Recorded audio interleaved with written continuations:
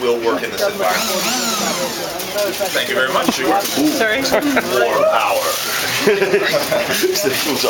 So, the question some of you will be asking, and I hope that you're asking this question, well, how are we going to get a smoked melon soup? What I like to do is, if you've watched my show any at all, you know that I do smoked pouches. So what I have here is dried hickory wood chips, and you could use any wood chip that you like, anything that's very flavorful that you like. 2 parts wet, 1 part dry. That's generally the rule of thumb that you should be looking at. The wet will be that smoldering effect, so it doesn't burst into flames on you. Once the smoked pouches burst into flames, you're not getting any more smoke. So that's one of the key indicators. So what you want to do at this point is just fold up a little pouch. So, how simple is this? Flip it over. Sorry, what was this? This is a smoke pouch.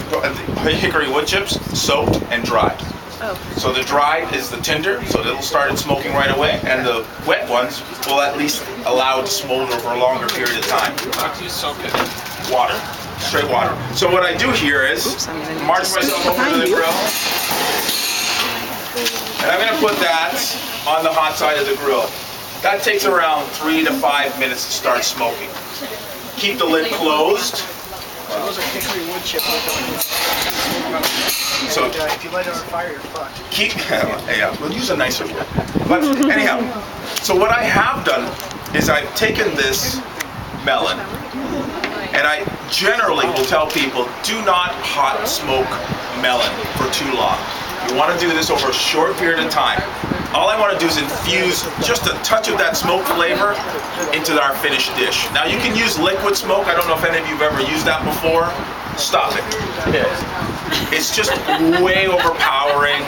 I've used it on the show. I've tried to play with it, but it's just not one of, it doesn't play well. It's one of those types of friends that you guys got to get rid of. All right? And do the smoke yourself.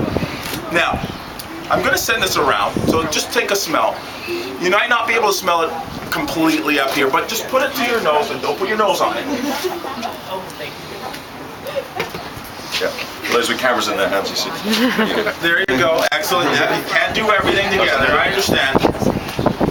So, pretty simple stuff. All you do is you get it onto the grill, just allow the smoke to start penetrating. And I told you, between 3 to 5 minutes, you're going to see that wisp of smoke coming out. Let's see if we can see anything happening right now. We know we have a lot of smoke over on one side because we have the lamb on there. This needs a nice little flip. Oh, those are looking great. Woo! That's also looking nice. So, what I'm looking for my smoke pouch is just little wispies of smoke. Right now, I'm not getting that yet.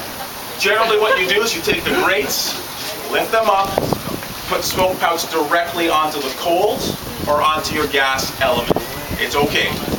Because it's in the smoke pouch, it will protect it from going all over the barbecue. But because we're using charcoal, it really wouldn't matter at this point. So again, because we do have a little bit of air up here, I can see that the smoke is actually starting. Don't worry, it's coming. You can see it. It's coming. So what I would do at this point is, I would take my melon and I would smoke it on indirect heat. So direct heat here, no heat here. And just allow this, by closing this down, it's going to quaff it over and it's going to permeate that melon with that beautiful flavor. Let's say we did it. Ta-da! Wow! 20 minutes! Wow. Looks like no time has elapsed at all. It does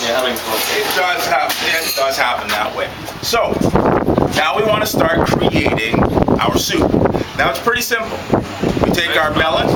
Pardon me? Nice melons there. It is? Well, no. I know you're not commenting on mine. Thank you very much. So, my wife does, don't worry. So what I'm doing now is I'm just going to cut this up into bite-sized pieces so that I can help my blender out just a touch. I want to take this and I want to get it right into my blender. And how simple is this at this point? A little bit of orange juice. Pour that all in. I've got a little lime juice and lemon juice that I like to mix together. Simple syrup, which is just obviously sugar and water mixed together, and that lasts forever.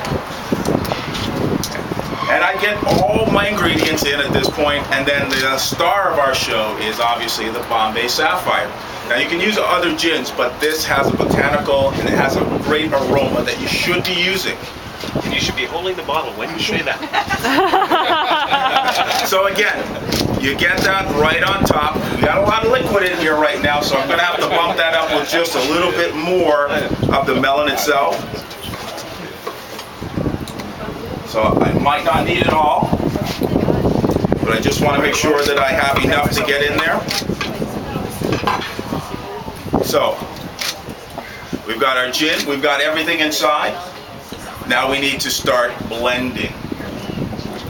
So, lid on, back the hell up. No, you don't. I think I'm going to have a fire.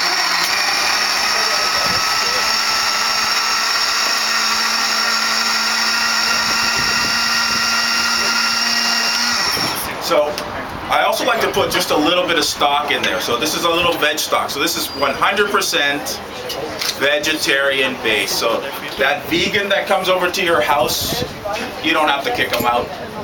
You can feed them.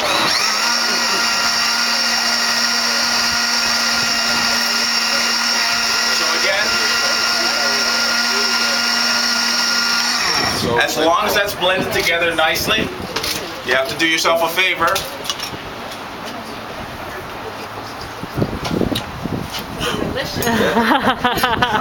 Awesome.